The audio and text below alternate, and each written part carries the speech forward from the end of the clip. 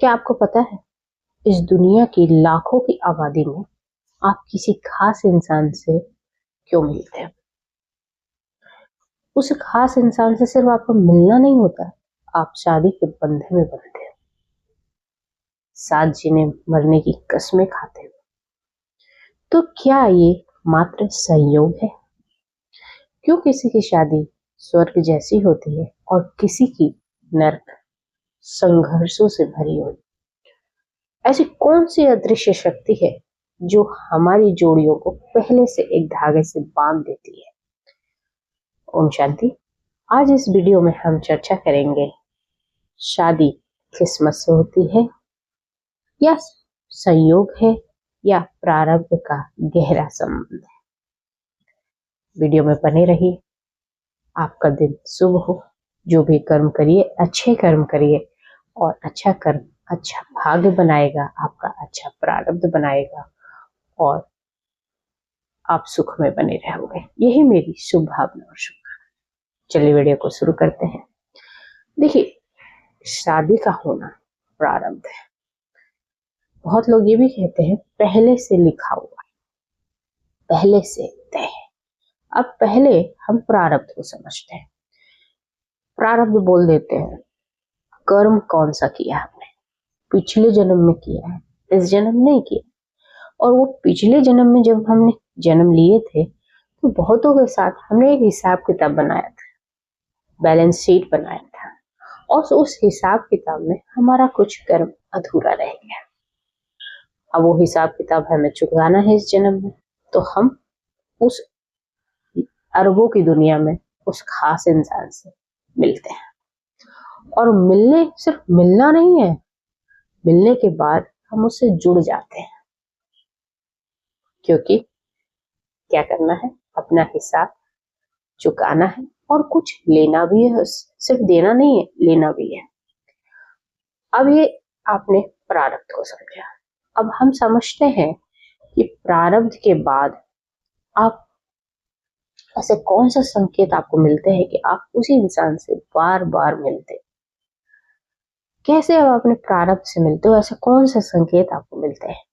पहला संकेत है कि आप मिले एक इंसान से, टकरा के, अनफॉर्चुनेट आप मिल लिए, लेकिन उसी से आप हर जगह मिल रहे हो, तो ये आपका प्रारब्ध हो सकता है।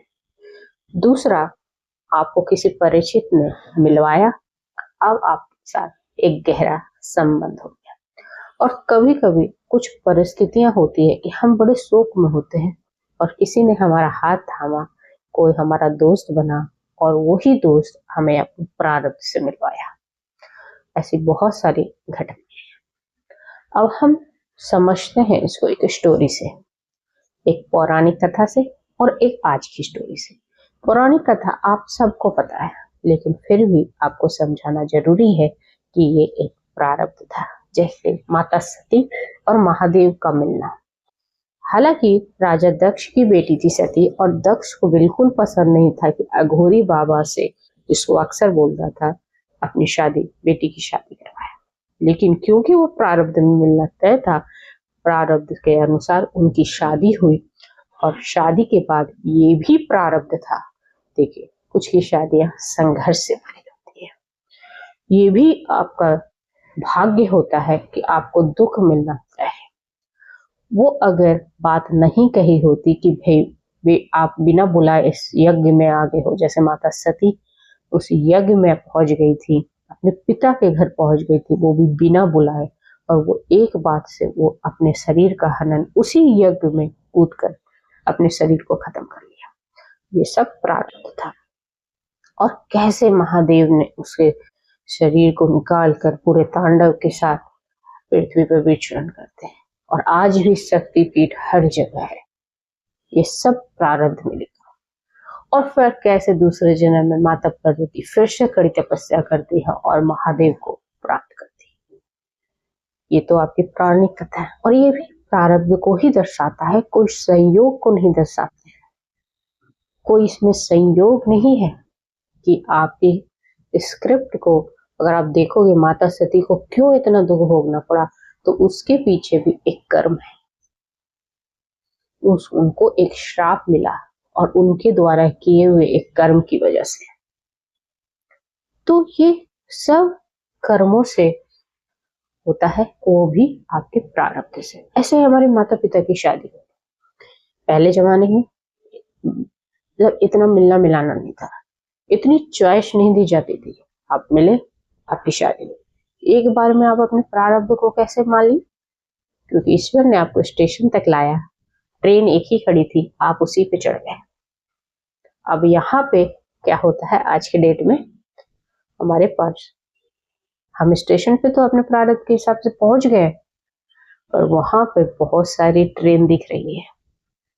अब हमारा फ्री विल, हमारा पुरुषार्थ, हमारा एक्शन जिसको हम बोल सकते हैं, वो डिसाइड करता है कि हमें किस ट्रेन में चढ़ना है और किसके साथ अपनी यात्रा शुरू करनी है। अब ये पुरुषार्थ आपके प्रारब्ध को मिलवाता है। उतनी सारी ट्रेनों में आप उसी ट्रेन पे चढ़ते हो जिससे आपका प्रारब्ध लिखा है, मतलब जिसके साथ साथ आपका सिर्फ शरीर का मिलन का, शादी का मतलब शरीर का मिलन नहीं, वहां पे हिसाब किताब का मिलन है। और उस ट्रेन में बैठा हुआ वो यात्री आपसे मिलता है जिसके साथ आपका हिसाब किताब है, अधूरा कर्म है, और वही आपका जीवन साथी बन जाता है, वो भी पहले से तय है। और उस ट्रेन को ढूंढने में बहुत सारी ट्रेनें लगी हुई है, हालांकि जो तय है वो भी ट्रेन लगी हुई है, लेकिन उस ट्रेन में बहुत सारी भीड़ है ना। ये वाली ट्रेन है, शताब्दी है, जनशताब्दी है, वंदे भारत है। और आपको, आपका जो तय है वो शताब्दी है, लेकिन आप उस शताब्दी तक कैसे पहुंचोगे? पहले वंदे भारत पे भी चढ़ रहे हो, आप राजधानी में भी चढ़ रहे हो, और तब जाके आपने सोचा कि नहीं शताब्दी ज्यादा कंफर्ट है, अब शताब्दी में चढ़ते हैं। ऐसे ही कर रहे हैं हम, और इसी वजह से हम देरी भी करते हैं। लेकिन प्रारब्ध से जब मिलते हैं तो किसी किसी का सौभाग्य होता है कि उनका जीवन बड़ा स्मूथली चलता है, और किसी किसी का बुरा प्रारब्ध तब भी चालू रहता है, और उसमें फिर हमारा फ्री विल काम करता है, फिर हमारा पुरुषार्थ काम करता है।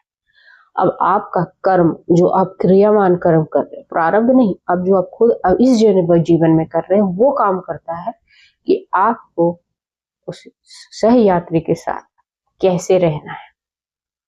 फिर से एक अकाउंट बनाना है, नया अकाउंट बनाना है, और फिर बुरे कर्म करने हैं, और फिर से उसके साथ अपना हिसाब किताब आगे बढ़ा के रखना, और पहले वाला नहीं चुकाया और क्रेडिट कर दिया, तो यह आपका एक्शन काम करता है, आपका पुरुषार्थ, आपका फ्री विल। आप अपने जीवन को नरक बना देते हो, और या तो इसी जन्म में स्वर्ग की प्राप्ति करते हो, और ये आपकी कर्म ही करवाती है। कुछ लोग अपनी वाइफ को प्रताड़ित करते हैं, अपने हस्बैंड को प्रताड़ित करते हैं, तो ये क्या किया? क्या ये प्रारब्ध के अनुसार हुआ? नहीं, ये आपके न्यू एक्शन से, आपके नए एक्शन से, आपके पुरुषार्थ से, आपके नए कर्म के आधार पे, आपके फ्री विल से हुआ। और इसी वजह से डाइवोर्स की रेट भी बढ़ रही है, क्योंकि हम प्रारब्ध से उस साथी से मिल लिए, पर हमें रहना कैसे है ये हमको डिसाइड करना। हमने हिसाब किताब नहीं चुकाया, नया कुछ और चुकता और क्रेडिट कर दिया, और फिर हम भोग रहे हैं। और जो पहले हिसाब किताब चुकता किया, वहां से अकाउंट बैलेंस ओपन कर दिया, क्लोज कर दिया, फिर दूसरे से फिर से एक नया यात्रा पे चल दिए। ऐसे ही हो रहा है आजकल। अब हम समझते हैं कि जो पहले से तय है, अब हम मिल लिए उससे, ठीक है, शादी भी हो गई, अब रह भी लिए।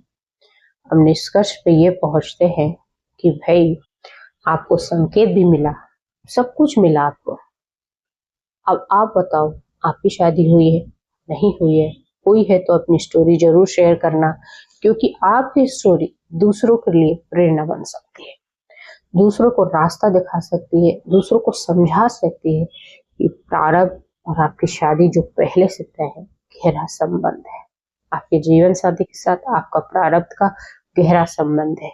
ये शादी सिर्फ शरीर का मिलन नहीं, बल्कि हिसाब किताब चुकाने का एक जरिया भी है, आपका अधूरा कर्म भी है।